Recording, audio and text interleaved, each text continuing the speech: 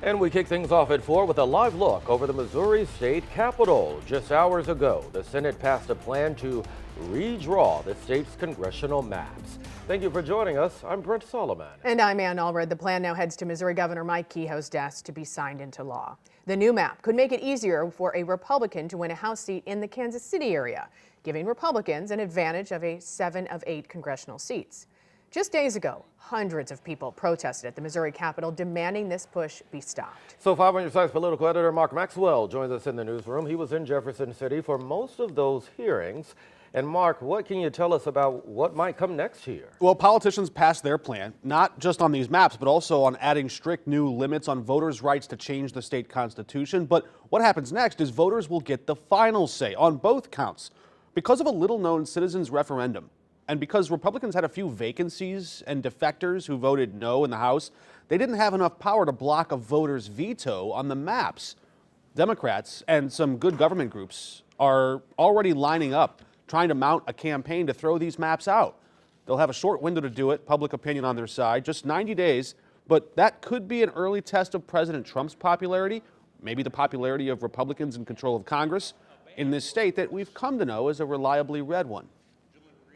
Our new details during the floor debate. You saw a lot of that, and a lot of it got pretty heated. So what did you learn about watching all of that play out? Well, more than the content of the debate was the dynamics. The power dynamics really stood out most. Republicans have all the votes. They hold the cards here. Often you'll see compromise, negotiation, moving a map line here or there. Not in this case. This was less debate, more the party in power just asserting its dominance. The big question now will be, how will voters respond? Congressman Emanuel Cleaver, whose seat is on the chopping block, he's already out with a statement condemning the maps, thanking the Republicans who voted against it.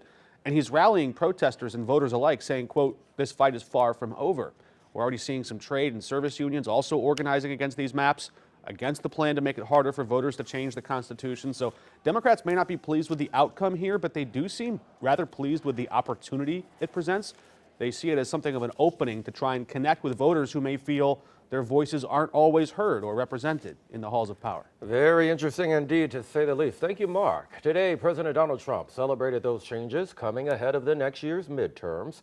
He posted on Truth Social saying this: "It is wonderful to see Republicans in the Show Me State standing up to save our country and to make America great again." Democrats are also reacting to the vote. State House Minority Leader Ashley Ani released a statement saying, quote, "What Republicans wrought this week will reverberate throughout state history as a chilling example of what happens when a cowardly majority sacrifices not only what is just and right, but also its own self-respect."